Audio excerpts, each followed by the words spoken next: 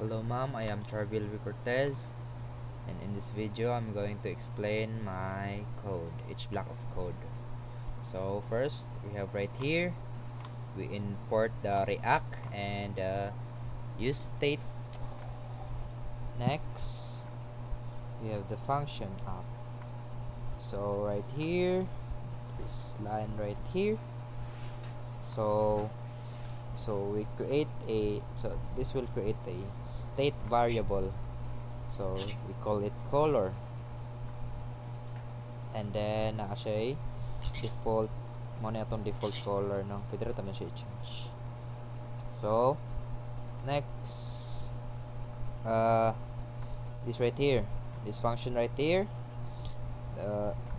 so every time ang user kay mo pick og siya new color, so muna siya, modaga ni siya every time ang user mo pick og new color.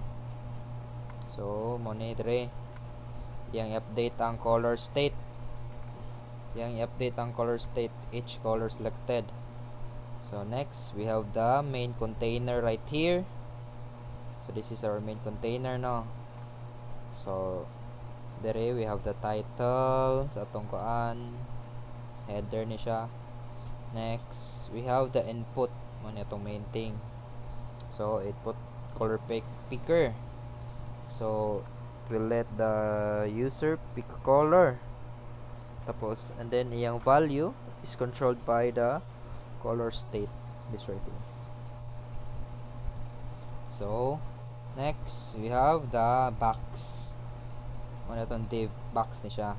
So ang box kay na siya width of 400 px, height na siya 400 px, then margin para limpyo lang tawon, border para maklaro ang box.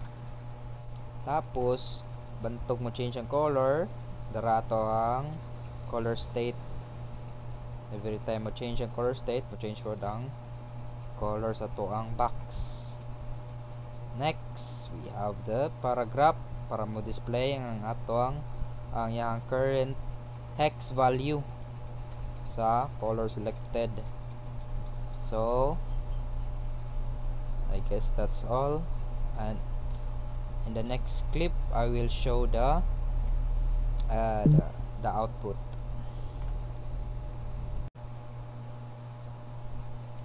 So as you can see right here, we have the header and then our input color picker. So every time mag change na to siya, mag change for dato ang div box.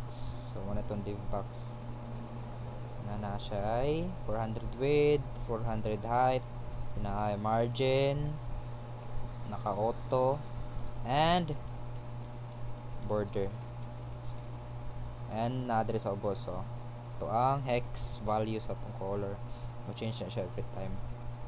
So that's all. Thank you ma'am.